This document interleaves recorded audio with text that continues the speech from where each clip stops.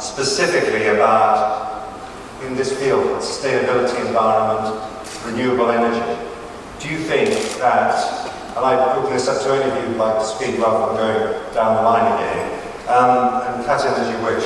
And also in the course of this, I will be asking for questions and comments from the audience at different times. There are microphones which will roam around. What about for women specifically? You know, the sustainability sector is fast moving, a lot of changes.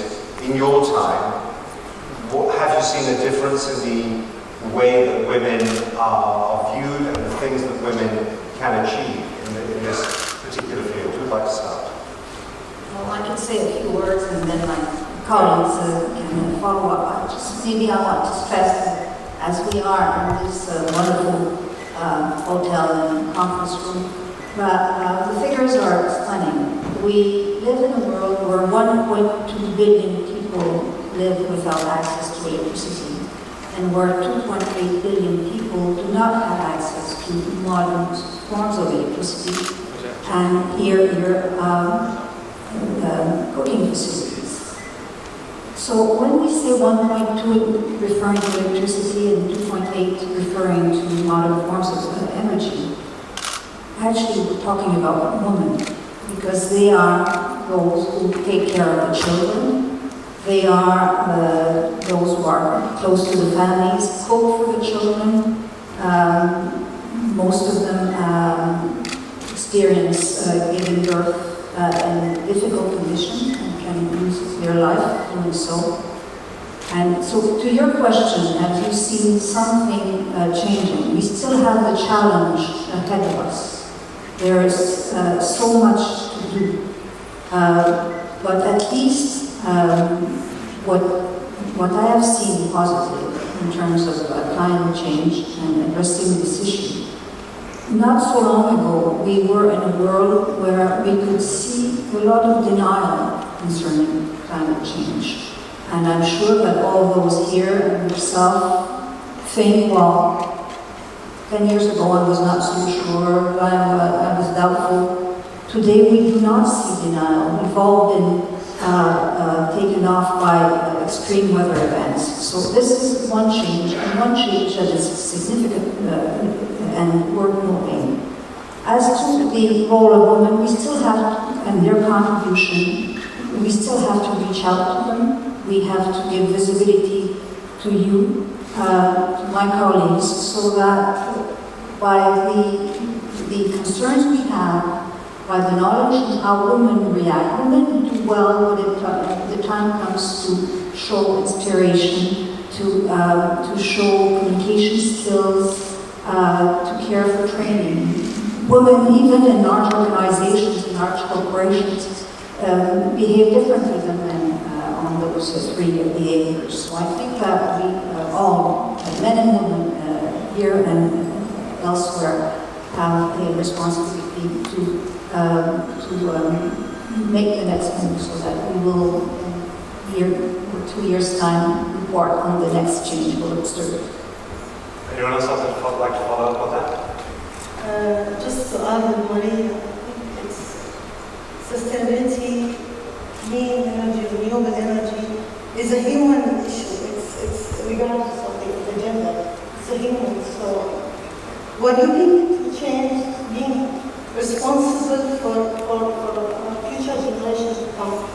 And the changes, I think it's because today we are here as a part of Abu Dhabi Sustainability Week, World Future Energy Summit. We are talking about future energy.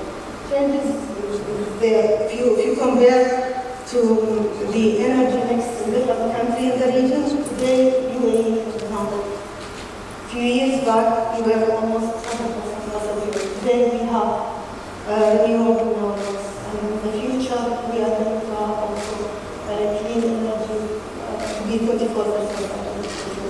So and this is the trend in the world, even and especially that is supported by the good result in reducing the cost of renewable sustainable energy. Being same. We have opportunity and responsibility. So we have to take the opportunity and to meet the expectation of our nation. Right. So, good that the two of you have pointed out that, it's not just about people's careers here, it's about what you can do for all those people out there, that 1.2 billion who you talked about, I remember my career as a reporter, once near a refugee camp in Africa at the time of the Rwanda genocide, and the people in the camp, the families with women and the children, were going further and further out to get firewood. I remember picking up the burden just to see what it weighed, that probably a kid this high was carrying. And at the time I was a strapping young guy in my early 30s. And it was heavy. I couldn't barely lift what those women were carrying on their heads. So clearly improving their lives is very important. But what about this business of getting into good, influential positions where you can help? What about the two of you? Is there something specific that you've seen changing in the field for women, for females, who do want to advance positions of responsibility? I just want to pick up on that point for a moment. I work with a lot of entrepreneurs that are addressing this issue of access to electricity, as well as in my organisation, bringing clean cooking. And I think the role of women entrepreneurs is critical as well, because first of all, just our innate creativity. And second, I think sometimes women can see opportunity of working with other women in a particular way. And by reference, I think of a doctor that I work with, Dr. Laura Thatcher, who worked for most of her career as an obstetrician, and saw just the deaths of mothers during childbirth in visits to Nigeria. With her husband, together invented a special plug-and-play mobile solar suitcase specifically to address the issue of maternal death.